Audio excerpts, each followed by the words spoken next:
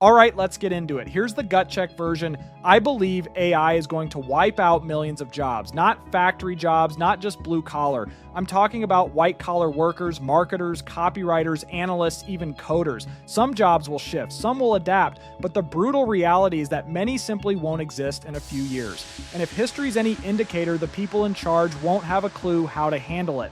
Now, I'm not an economist, but let's use some common sense. If millions of people can no longer find work, not because they're lazy, but because there's simply nothing for them to do, how does society stay afloat? That's where UBI, or Universal Basic Income, starts becoming less of a utopian fantasy and more of a political necessity. Quick history lesson. UBI isn't new. The idea has been floating around since the 1500s. Thomas More first mentioned it in Utopia in 1516. Fast forward to the 1700s, Thomas Paine, one of America's founding fathers, also suggested a basic income as compensation for lost natural inheritance. And in the 1960s and 70s, there were actual test runs of UBI in both the US and Canada that produced promising results. Reduced hospital visits, better school attendance, and in many cases, people didn't stop working, they just found work they actually liked. Imagine that.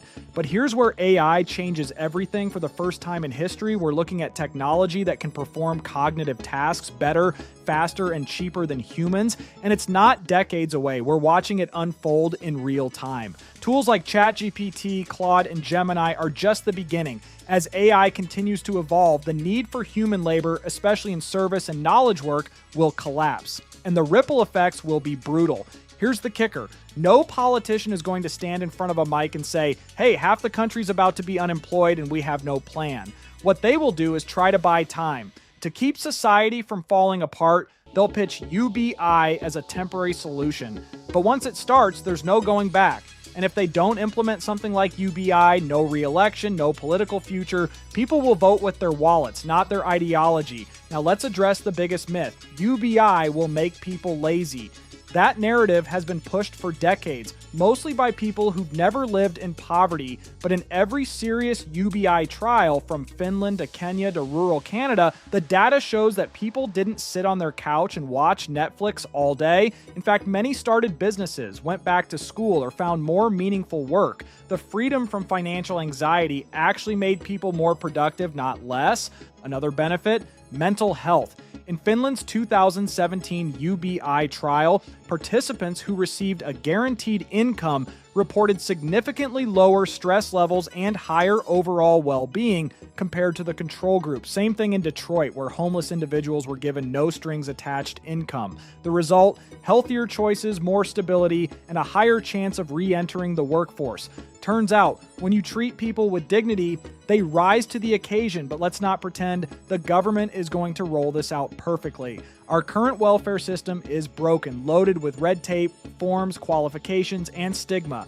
UBI, if done right, would eliminate that mess. No income thresholds, no bureaucracy, just a flat recurring payment to every citizen. It would also remove the shame people feel when they need help, because under UBI, everyone gets the same check, no matter their situation. And so what's the real obstacle? Power. The second you offer people money with no strings attached, you remove a key method of control. Politicians and bureaucrats lose leverage. And the big corporations that benefit from poverty-level wages, they're not going to back a system that shifts bargaining power back to the people. That's why we haven't seen UBI scaled yet. It's not about whether it works, it's about who wants to keep control. And here's where AI forces the issue. When millions are unemployed, angry, and desperate, things break. You get unrest, you get riots, you get instability. No politician wants that on their watch. So they'll turn to UBI not because they believe in it, but because it buys them time and votes. It's the political equivalent of duct tape.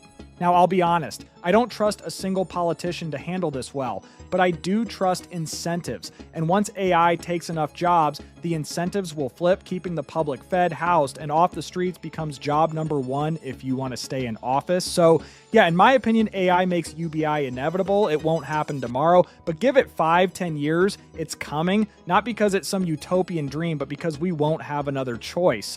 If you found this video helpful, hit that subscribe button and share it with someone who's been wondering where AI is taking us. And drop a comment below. Do you think UBI is a realistic solution or just a fantasy? Let's talk about it. Thanks for watching. I'm Ryan Dozer, and this is where we cut through the noise and get real about AI and marketing. Catch you in the next one.